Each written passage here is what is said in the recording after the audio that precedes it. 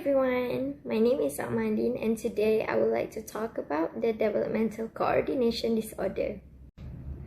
So Developmental Coordination Disorder, DCD, or also known as dyspraxia, is characterized by the marked impairment in psychomotor development and perceptual motor abilities in children with preserved intellectual abilities in the absence of any physical, sensory, or neurological abnormalities. Moving on to the diagnostic criteria of DCD. Number 1, the learning and execution of coordinated motor skills is below expected level for age. Number 2, the motor skills difficulties significantly interfere with daily activities and impact academic performance or school productivity.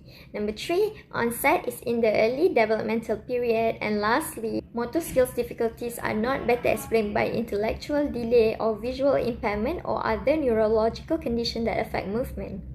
So there are 3 types of DCD. Number 1, motor dyspraxia. Number 2, verbal dyspraxia. And last but not least is oral dyspraxia.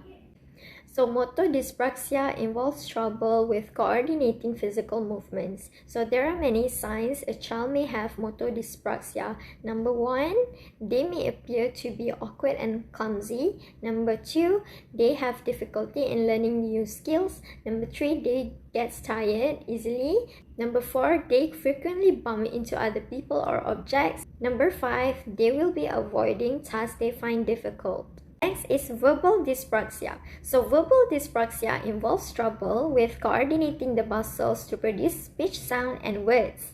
So there are many signs a child may have verbal dyspraxia. And number 1, they find it difficult to make or repeat sound. Number 2, they have difficulty with intonations. Number 3, they speak slowly than other children of their age. Number 4, they pause often when speaking. And lastly, they make different mistakes when they say the same word. Meanwhile, a child with oral dyspraxia may have trouble with eating or swallowing. So now let's take a look at dysgraphia. So dysgraphia is basically one of the DCD under the category of motor dyspraxia. So it is basically a disturbances in the production of written language, which is related to the mechanics of writing. So dysgraphia appears at the start of school and impact the letter formation, which subsequently preventing the children from writing words quickly or without too much variability between and within letters. So why is the diagnosis of DCD is important? So this diagnosis of DCD is critical because it can provide access to educational strategies, meaning to say that the children can get help they needed at the earliest time.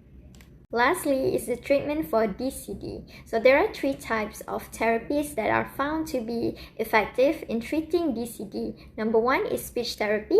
Number 2 is occupational therapy. And the last one is physiotherapy. But research shows that the combination of these 3 therapies are found to be the most effective one in order to treat DCD.